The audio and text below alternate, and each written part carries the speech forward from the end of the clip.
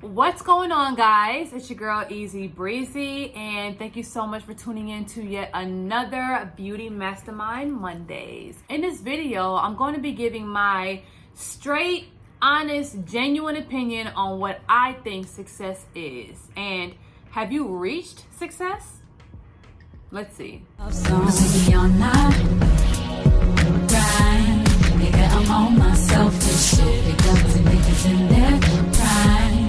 I bet you still work. I ain't got no time for no fucking love songs. All right, so we're talking about my personal opinion on what I think success is. All right, so this is gonna be kind of like a story time. So a long time ago, when I was doing hair and I was a hustling hairstylist, all right, at the shop 6-7 days a week, 10 to 12 hours straight every single day, no breaks. All right, maybe dinner, but ain't no breakfast. And if I'm eating lunch, I'm eating and sewing.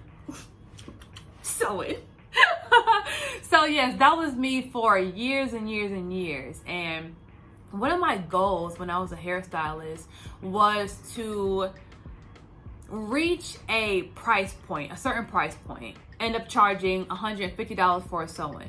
Then when I reached that milestone, I said, now I want to charge $250 for a sew-in. And then when I reached that milestone, I was like, well, now it's my dream to charge $350 for a sew-in. And I reached that. So, pause, all right? Even though I was making more money, because I was in the shop for hours and hours and hours, I never really got to truly enjoy my earnings, like travel the world, try different foods that I want. I kind of just had money, but I still lived in the box that I lived in. And I don't know, like, I would have more money in my bank, but my lifestyle didn't really change. I was still doing the same things. I still had the same friends. I was still living the same. Maybe just with new clothes. Maybe just being fatter than before. Maybe eating more times in a day. But I never used the money to actually improve the quality of my life. I never used my money to explore the world. So toward the last years of me doing hair, I started to become depressed again. And I started to think in my mind, well, actually depressed for the first time. And I started to think, why am I making so much money, but I'm not truly happy? And one thing that I realized is my shop, any hairstylist that you go to, any busy hairstylist, their shop is filled with just the hustle and bustle every day. People might have anxiety because they have to go places. Girls might have attitudes. If you mess up someone's hair, you're going to have to redo it. Take people's attitudes all day long. And it started to weigh on me. Like, people's energy started to weigh on me. And it came to a point where I didn't even want to go to the shop anymore. It didn't matter how many sew-ins I had scheduled. It don't matter. I wouldn't even count my money no more. Like, before I went to the shop and I had appointments, I would say, okay, I have a sew-in, I have a maintenance, I have a wash, another sew-in coming at this time. And I would kind of calculate my money before I went to the shop. So I kind of had like a boost of motivation. But toward the end, I stopped doing that. And I didn't care about the money because I wasn't living the way I wanted to live. And I wasn't around positive energies. It was kind of just like I was in a sweatshop, So after I stopped doing hair and after I kind of was dibbling, dabbling in my YouTube channel and finally taking it serious, one day I was able to completely cut out doing hair and taking appointments. And when I fully got in my YouTube bag, I realized that this is the happiest I've ever been. Number one, I don't have to spend 12 hours a day doing this to make money. I don't.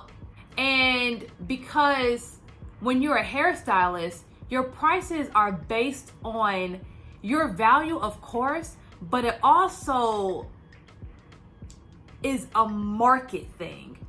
And you're still kind of in competition with other stylists. When you are the best hairstylist in your city, you still can't charge $500 a sewing, even if you think you're worth that, because girls can go to the next stylist and say, girl, do what she do for $250, you know? So when you're a stylist, your price point kind of reaches a ceiling, you know?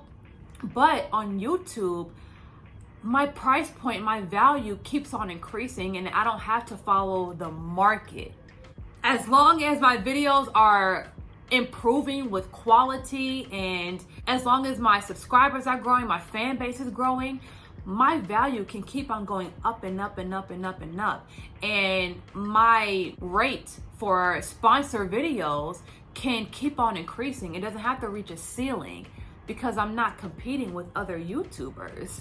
Back then, when I was a stylist, you know, I can't charge no more than maybe $350 for a sewing, because at that point, people start looking at me like I'm crazy, you know? So number one, I have more freedom.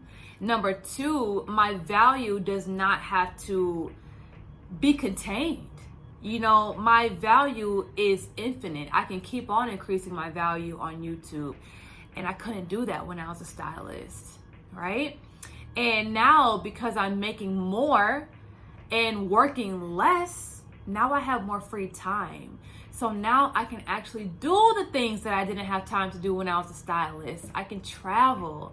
I can try different businesses. I can start up different ventures, you know? When I was a hairstylist, only thing that I thought about was either making a wig before the next day, coloring someone's hair before the next day, or just waking up on time. And it took so much time out of my life, I didn't even realize that the money was worthless. The money was worthless. And half that money went to booth rent and paying my assistants and paying my shop manager anyway.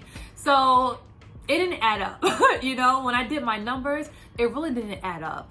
Sometimes I would count up how much money I made that week, and then I would subtract all my expenses. And let's say I made $1,000 that week, right, in cash. That was my gross pay. But after I subtract all of my expenses, which is my net, I only ended up making like $400. And I used to think in my mind, this don't make sense. This doesn't add up in my brain, you know? But now that I'm doing hair for YouTube, I don't have to pay shop rent. I record right in my house, all right? I don't have to pay shop rent. I don't have to pay a shop manager. I don't have to pay assistants.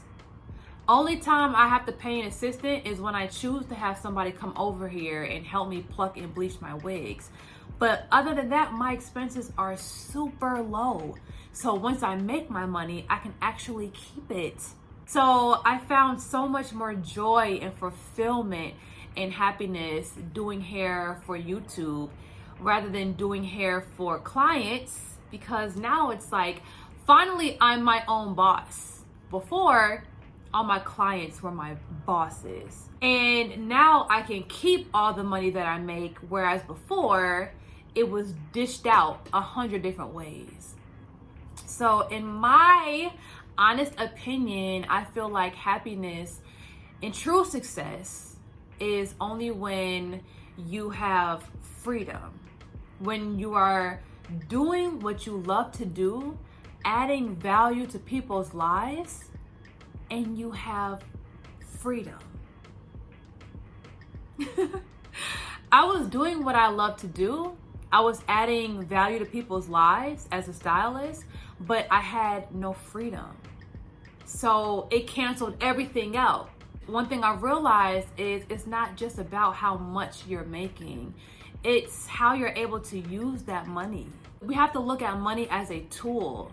You know, money is not a goal. Money is not a destination. No dollar amount is a destination.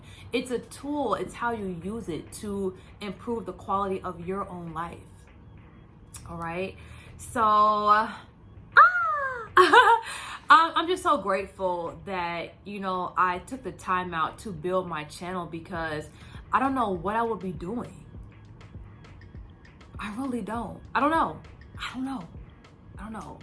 But I was not happy doing hair. I was depressed, and I realized that no amount of money can bring fulfillment in my heart and give me purpose. So now I get to do videos, I get to speak, I get to teach, and that brings me so much more fulfillment than doing clients. What can I say? So thank you guys so much for watching this video. I hope you took a lot of value from this, and I hope you can apply it to your own life. If you're not subscribed to my channel already, make sure you go ahead and do that and turn on your notifications. If you know someone that would appreciate this message, make sure you share it. Don't be stingy. And I'll see y'all later.